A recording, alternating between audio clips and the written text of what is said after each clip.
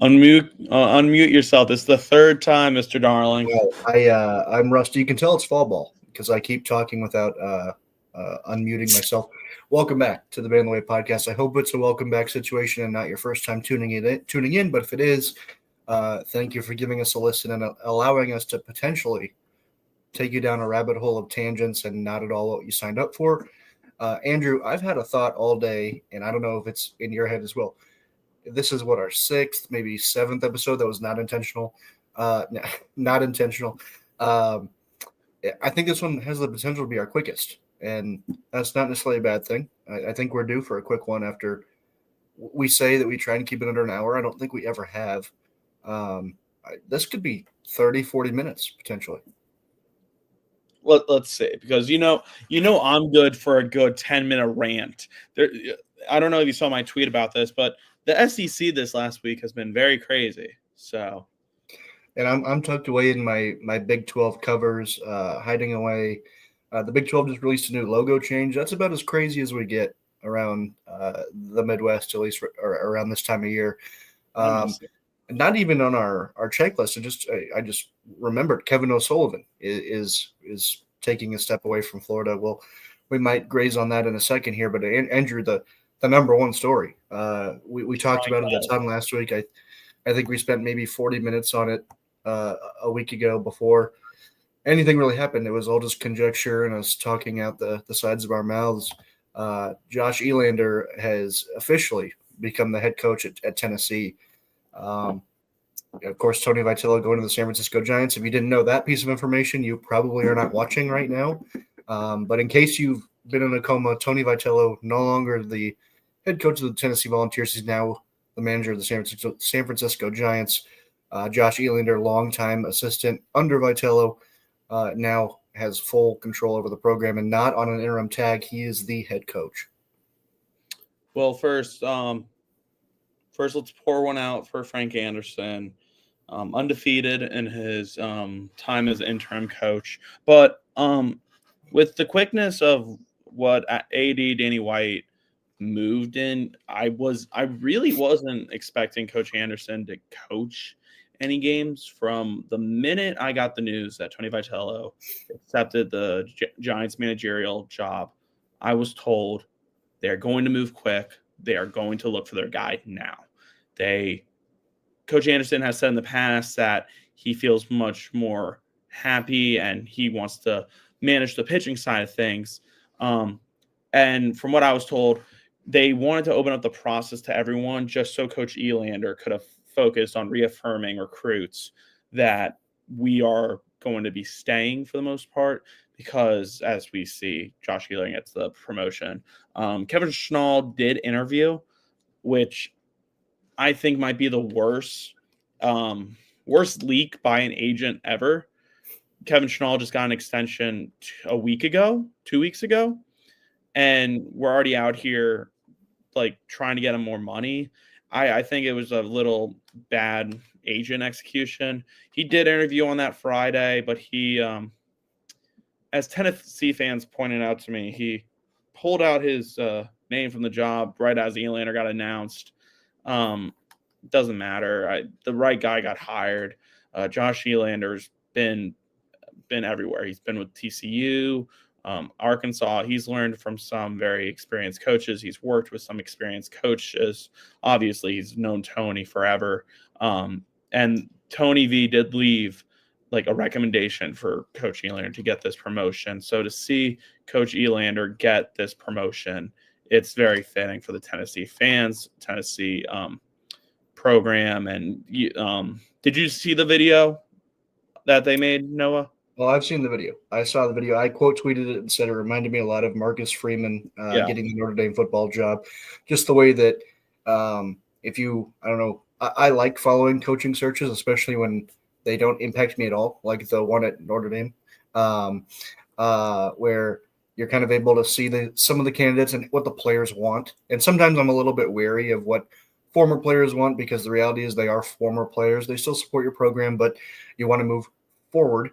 But it was great to see the support that Marcus Freeman got, but then more importantly that Josh Elander got when he walks in the I don't know, I assume that was the called a player meeting room. They That- walk in. That's like their Omaha room. Sure. They walk in and get mobbed by the players. That's a players program. That's kind of what Tony Vitello made it out to be, even though it was Vitello's personality. It was the players becoming a key cog in that program. Whether you were guy number 1 or guy number 40, you had an important role in the personality of the team at minimum, and that was on display in that video. And that was cool to see. It instilled confidence in me that Josh Elander was the right guy for the job. And again, I'm thousands of miles away. Not every day am I thinking about the right fit for Tennessee. But that for me spoke volumes. I'm glad that they released that. A lot of times those videos will get withheld for whatever reason. Maybe somebody doesn't even record the moment. I'm glad that they took a camera out and did that. And I think it did a lot to speak, number one, that Elander's the guy for the job, but number two, that the Tennessee Athletic Department was saying we knew what we were doing all along, because there were a lot of people who were saying they're going to screw it up. They're going to find a way to bring somebody in. And I don't think that that's screwing it up necessarily. If you bring in an all-star head coach, that wasn't the wrong answer. I think that you could have gone about it a different way if you did do that. But yeah, I think they nailed it.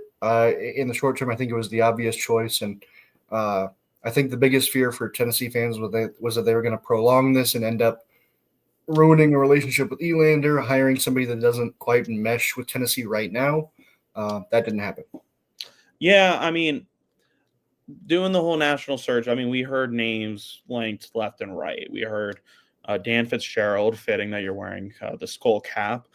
Dan Fitzgerald, Rob Vaughn from Alabama, Wes Johnson from Georgia, and obviously Kevin Schnall from Coastal Carolina, and Dan McDonnell from Louisville. So Tennessee was obviously, like, they were probably putting feelers out, but they knew their guy all along. They knew that to keep this program going the way it was going, they had to go from within. I'm not saying that Kevin Schnall or any of those other candidates could have kept this going, but it's so tough to make a change like this. This is the first time it's ever happened. It's the first time this ever happened. This is the first time first time experiencing it. So yeah, it's just a lot of weirdness. But for those Tennessee guys, it's not like nothing happened, but it kind of is. It's just Tony Vitello's gone, which is a huge piece, but being able to just get promoted, get Elander promoted, Frank Anderson staying, and obviously they'll probably make some staff changes within from player personnel just to make someone an assistant in that way, add another assistant for the Tennessee staff. But the contract details came out today. It was a 5-year. He's getting paid $1 million per year. Am I correct, Noah? Yeah, I the only thing that you're definitely on with the salary. I don't know about the years. I don't remember. I think it might have been 3 over 1. I might be wrong on that.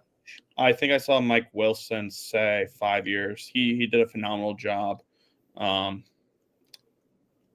think I saw Ben McKee or Mike Wilson say it was a 5-year.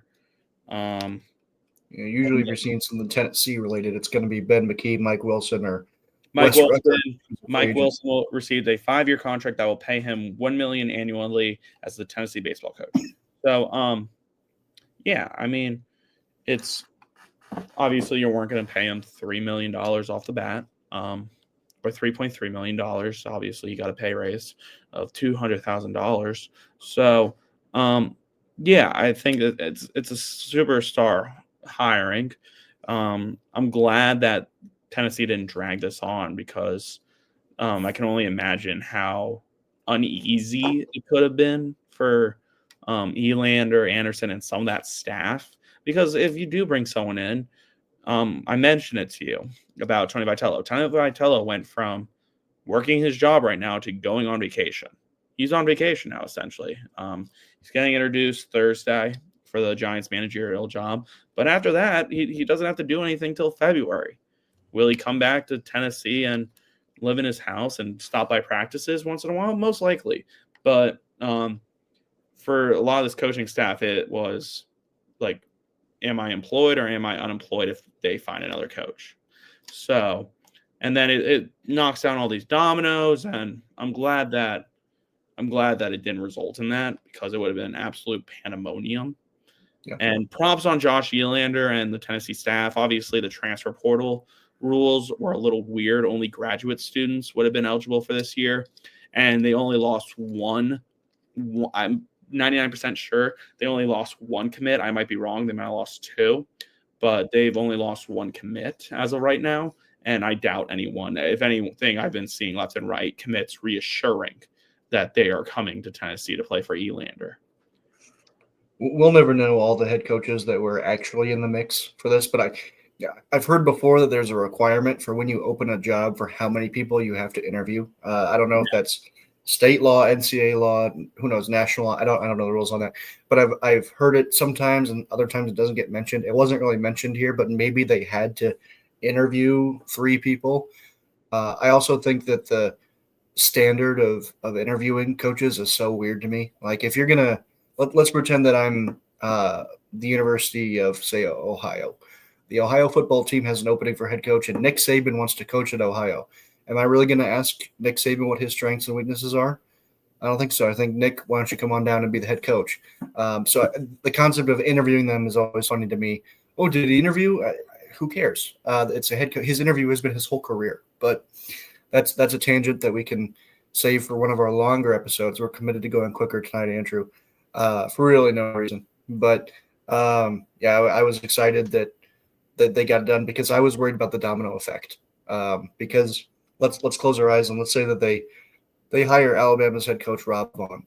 Who coaches at Alabama now? Maybe Alabama gets, let's start them out for fun. Let's say Dan Fitzgerald goes to Alabama. Who now goes to the Kansas job? Maybe Kansas gets somebody from, say, Southeast Missouri. Who goes there? And it opens this huge thing that doesn't have to be. It's October. In June, that's fine. In June, you can recover as a program. In October, you're worrying about who's going to make your official roster. So it's totally different. And for the sake of college baseball, I'm glad that it was Elander, make things clean. As a fan of a coaching carousel, I would have liked a little bit more action, but I'll be okay this time. I forgive Tennessee. Exactly. I agree. Well, Andrew, that's pretty succinct. We're moving along nicely. It's still fall scrimmage season now. Andrew, you were at LSU. I don't know if the baseball team did anything other than was it this weekend that they accepted their championship rings? Yes, they did. Perfect fit, right? I didn't get to go to any scrimmages because of how my schedule worked out being down there. Sunday, they did scrimmage through all that chaos that was going on. Friday, they also scrimmaged, but I got to talk to some players. Got to ask them about the potential of some guys. I've heard that Maverick Rizzi has been hitting 100 miles per hour. He's been sitting 96, 98. This is a guy that started in the Cape Cod League this summer. He's very tall. He's 6'10", I believe. And the crazy thing, he also has a brother playing at Bryant. Maverick Rizzi, Jay Johnson said last year he will probably be the pitcher that makes the most appearances. And he was last year. Maverick came in and he just hammered people with the fastball. Literally and metaphorically, as the person I did talk to did get hit by Maverick Rizzi 100-mile-per-hour fastball to the thigh. That player is okay.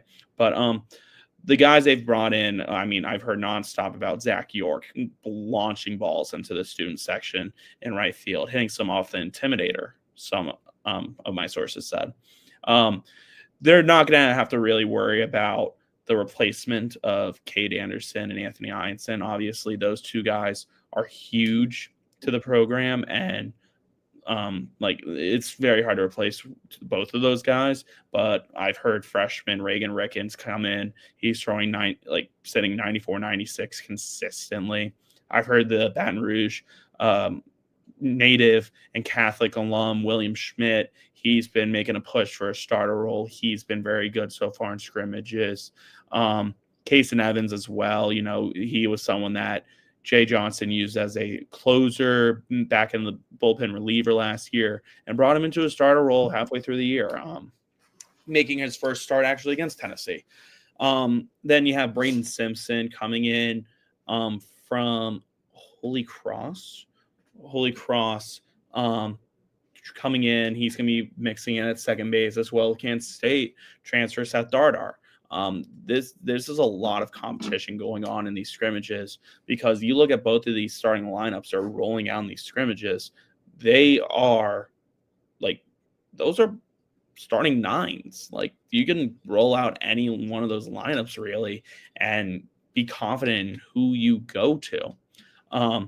Omar Cerna, the freshman catcher that they were very, very excited to land from not getting drafted. He's been hitting balls over 105 mile per hour constantly. Pretty sure he had an exit velo of 112 the other day from what I was told. I can just go on and on. Stephen Milam is looking better and better every day. And then their outfield. Their outfield is going to be 3 returners, it looks like. It's going to be Chris Stanfield in left field, Derek Curiel in center field, and Jake Brown in right field. So there's a lot of experience in this lineup, and I don't think we're going to see the fall off that we saw from 2023 to 2024. Obviously, it was like nearly impossible to replace Dylan Cruz and Paul Skeens, and I'm not saying that they're going to replace Jared Jones, Kate Anderson, Anthony Hines, and Chase Shores. Obviously, no, but they have guys that they brought in through the portal that will be like ready to compete for another national championship this year. Another little tidbit, Kate Arambidi is working on at first base. That's how much Omar Cerna has been raking the ball. He has officially, I'm not saying Kate Arambidi was going to come in and be the starter this year after a very good freshman year, but Omar Cerna is making a push to be the opening day catcher as of right now. Well, Andrew, looks like you did your due diligence despite not seeing a single at-bat in a baseball game. I know you drove by the stadium, which is pretty close. I didn't drive by it. I walked by it, brother. My bad. Wow.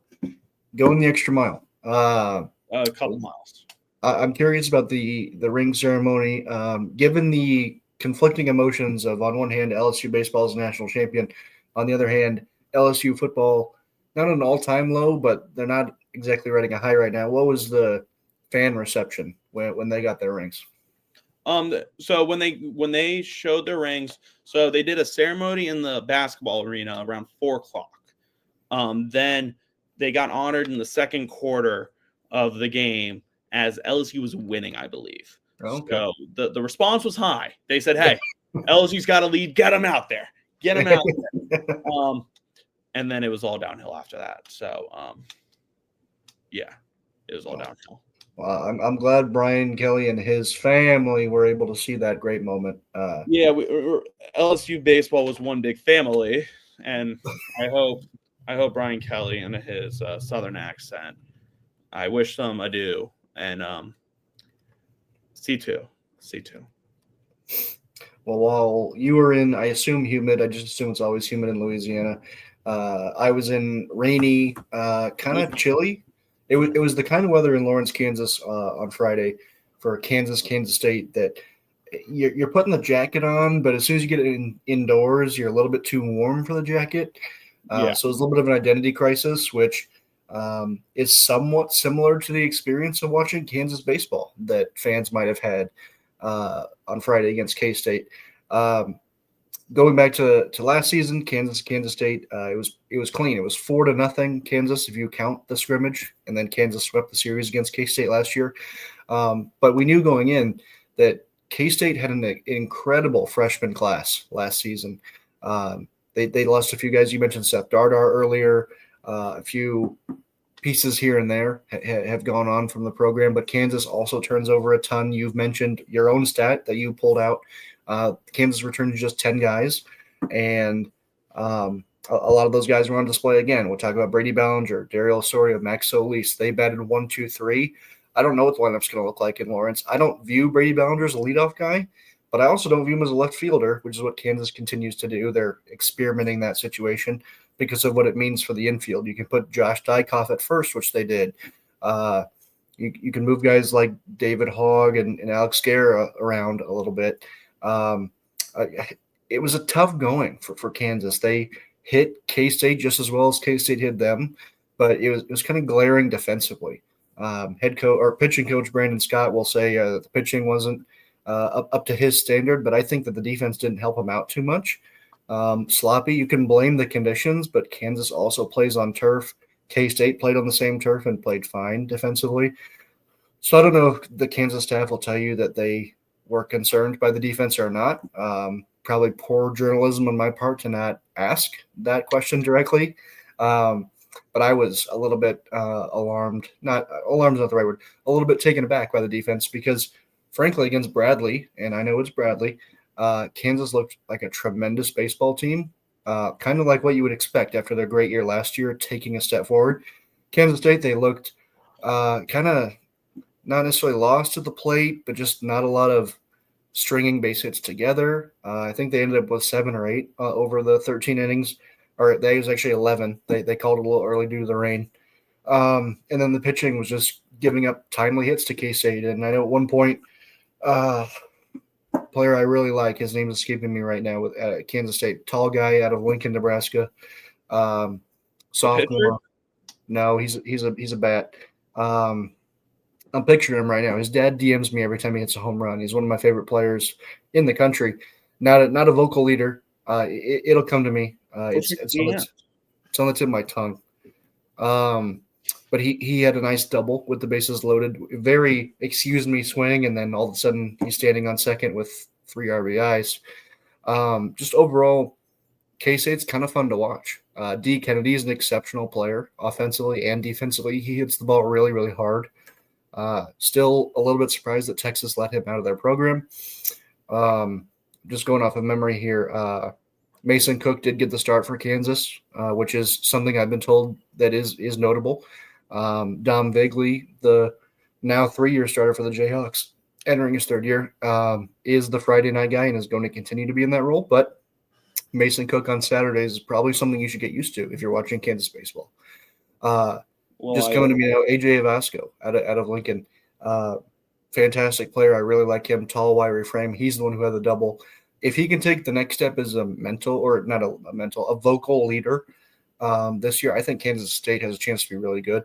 Everybody will look at TCU's freshman class and say that was one of the best in the country and the best in the Big 12. I think K-State's freshman class has an argument to be in the mix. I really like what Pete Hughes has done with that group, and they ended up Kansas State doesn't like to share the scores too much, but I know our friends at 64 Analytics went ahead and publicized that score.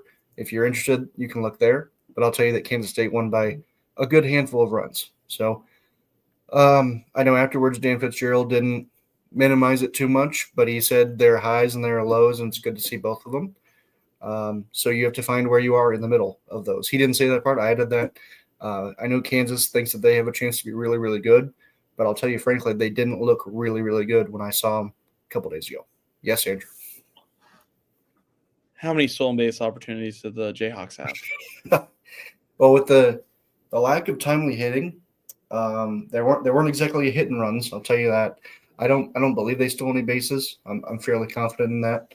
But they also didn't try. So 100%, but also 0. So I still don't think that this Kansas team is going to be vintage 2022 Oklahoma in terms of their damage on the base paths. But if Brady Bellinger is going to be batting leadoff, that opens up a little bit more speed later in the lineup.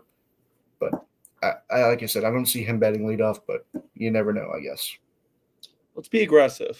Let's be aggressive. I'm sure there's part of it that they do want to be aggressive. I was reading, I forget who wrote it. I think it was, I don't even want to guess, but I think it was something with the Daily Kansan or one of those sorts of productions that's Kansas-centric. I'll try and think of where it was.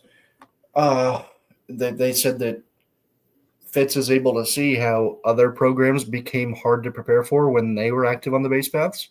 And that's not a revelation for anybody to figure out that, yeah, a team who steals bases is harder to play against. But when you think of a guy who can steal a ton of bases, you think of Vanderbilt's Enrique Bradfield Jr. not long ago, you put that guy on first base, you can pencil him in as already on third base. That's hard to prepare against inherently. And when you don't have to prepare for that, when you're preparing for Kansas, at least last year, that's inherently easier to prepare for. Now, of course, Kansas can lead the Big 12 in home runs, and that'll score runs, and they Some would say they won the conference last year. Whether you believe that or not, they came in second at worst. So it's not a lost cause, but when you steal more bases, you are inherently a better team.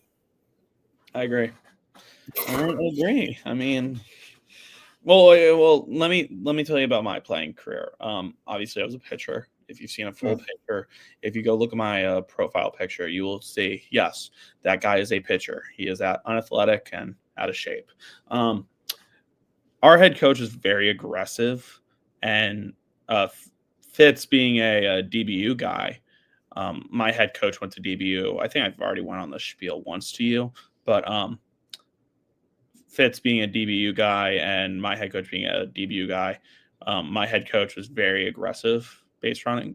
He believes in all the charts for base running, timing up the pitcher. We've been like top 20 in the country last 6 years. So I think that's just a proponent of my baseball. I like putting pressure on the defense. So obviously coaches do that in other ways too. So I mean, Kansas has one of the best coaches in the country. So I'm not really worried about them not putting pressure on anyone. I'm very excited to see how this Jayhawk team comes out. Also, you mentioned the Big 12 logo to me. I went and looked at it. What is this? There's one person in the replies who said that it's, or implied with the image that they tweeted, that it was a logo from the past.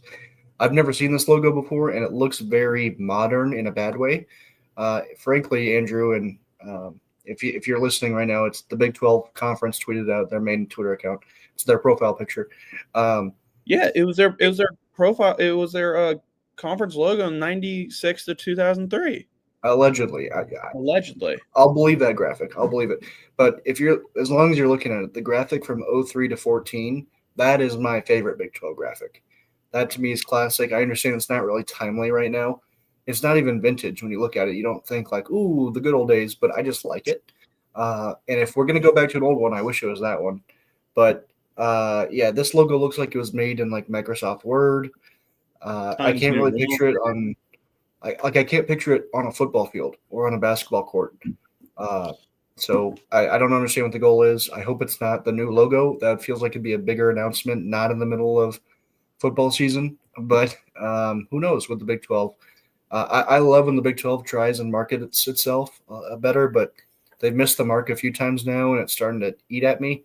You take tortillas away from Texas Tech, and now you're changing the logo in October. I hope this is just a throwback thing for like a weekend, but not a big fan of the Microsoft Paint logo.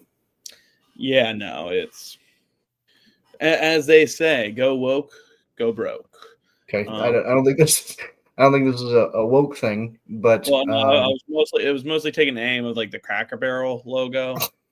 I'm hoping people can like bully the Big 12 into like putting the logo back. No. Actually, go back to this logo. You know which logo I'm gonna say. Which I think it's the one that. If it's the silver XII with that is the logo. That is my logo right there. When I see that logo, I think of Kansas and Missouri in the 07 Big 12 championship. I think of classic Big 12 basketball tournaments. That's the Big 12 right there. The new logo is fine. Not the new one, but the one that has been used the last like 7 years is good. But I miss if you're gonna go flat, if you're gonna go no bevel or no 3D, whatever you call it. I'm not a graphic designer by any stretch, but this one was also not made by a graphic designer, I don't think. So yeah, if you're gonna get experimental, don't. Yeah. But I'll tell you what, Andrew, my promise to you is that over the next few days, I will try and make a better Big 12 logo. Should we reach out?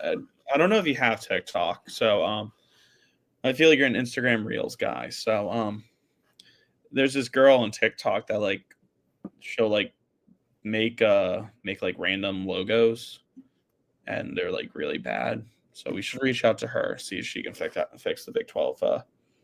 Okay, again, Andrew, I said that I would handle it, but thank you. You guys can collaborate. I trust you. I'm already thinking of some ideas. I'm thinking of like a circle with BIG12 and then like expanding on that. I'm thinking of kind of like the Big Ten logo, B1G, something like that, where it just spread out like that in like a short thing. Well, A I'll, giant 12. I think it'd be hilarious if you just a big 12. I'll give you till Saturday. I'll give you till Okay, I Saturday. accept that. I'll give you till Saturday. That's when football is. So I'll give you till Saturday. Okay, all right. I will have. I don't know whether I'll advertise it to anybody other than you, but I will have you on your desk a new Big 12 logo, possibly logos, for you to choose from. Can I post them on social media for us? As long as I want you to pick your favorites of the bunch, and then you can post those. Okay. I don't want any bad ones on there. No, don't worry. I got you. What if it was a giant 12? You can't really do this, but then it has like all the team logos in it. But you can't do that. You can't do that. Because there's 16 teams. That's what makes it funny. Yeah. Big 10, Big 12, neither of them, the Pac-12 has two teams. Yes. It's numbers don't mean anything. It's a fugazi. It's a woozy. It's pixie dust. It is not real. I'm gonna work on that for you, Andrew, and I'm getting a lot of ideas. I'm sure they'll all escape me once we stop recording, but yeah, new Big 12 logo coming your way. Andrew, we're at. Go ahead. Should we actually just redo every conference's logo while we're at it, or just Big 12? I think a few logos get it right. I think the SEC logo is really strong. I really like. That's actually what I was thinking about, the Big 12. Yeah, the Big 12 circle. We've already gone on this rant. We already gone on that's great. Take advantage of it. Well, too bad. That is fantastic. I'm even surprised that the University of Mississippi is allowed to do that. But I think the Pac-12 needs a new logo, but I like the way it looks. You just get rid of the one, and you got Pac-2. Although now they have more teams now, so Pac-9 or however many doesn't count. Pac-9 is NC State, so you're gonna need a different number. But yeah, I think we'll stick with the Big 12 for now. If the Big 12 logo is a hit, we can certainly make our way down the list. But it's clear that the Big 12 wants a new logo, so we need to give it to them. Yes, we must give them it. Okay, Andrew, we're at 34 minutes or so. Is there anything else that you want to add? I know that I want to bring this up. So Florida and LSU need new coaches. That money not going to baseball. Per multiple people reporting this, LSU, like surprisingly, the joke of the day yesterday was, those poor children hospitals, those poor scholarships are going away. They've actually found, they have a donor that is like lined up for these big buyouts that I guess like sells. He's like a gun dealer. So I'm dead serious about this. The LSU athletic department is involved with the donor who sells guns. That's unbelievable. Hey, Texas has oil. We have guns. Well, Louisiana has guns. I'm back in Florida. This is my first time back at my house in a week. So I'm surprised my dog is much more calmer than she has been. But I'm going back to my point. He just left me. But I'm gonna go on my little rant here. Baseball. Here he comes. Sorry, guys. Hotspot. No, I don't know what happened. I just kind of clicked with my mouse, and all of a sudden I was not in here anymore. Okay, sorry. Going back to my tangent. Florida and LSU need new coaches. Those baseball programs will not be affected. They have enough money to go out and get Lane Kiffin, James Franklin. We're not a football podcast. I'm not going to predict. But baseball for those two schools shouldn't be worried. Kevin O'Sullivan is actually on a leave right now. If you wanted to talk about that quickly, it's a little bit of nothing. He's going to be back for the season, from what I've been told, but he's just going to be out for a couple weeks. He's dealing with some personal family issues, but I hope that all is well with the O'Sullivans. But other than that, I got nothing. Like I said, Andrew, as a Midwestern guy, there was absolutely nothing groundbreaking here. Obviously, the SEC got all the big news last week. Maybe when we release this new Big 12 logo, we'll get some shockwaves here in the center of the country. But I think that there have been a few programs that have released schedules lately. Missouri State came out with theirs today. I was glancing at that. Might gather up something on that later because they play some quality opponents, which is good for them. Arkansas State announced I don't know if they announced it as much as somebody in the media announced it, that they're having they're investing more into their facility with college baseball, which is great. Again, if you're investing less than Arkansas State as a Power 4 program, you need to reevaluate. It's 2025.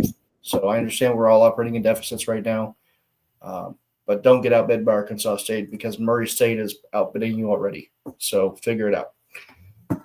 Anything else, Andrew? I have nothing. Sorry. Okay. Well, on that note, we'll close things out. Thank you for tuning in. This was, as promised, the quickest episode of Ban the Wave history. Thank you for tuning in. We'll see you guys next Monday, hopefully. Maybe there'll be a new head coach opening in that time, Andrew. Who knows? I sure the hope Braves not. have to hire somebody. The Braves have to get some college coach. Jay Johnson. Some people are saying. On that note, we'll see you guys next time.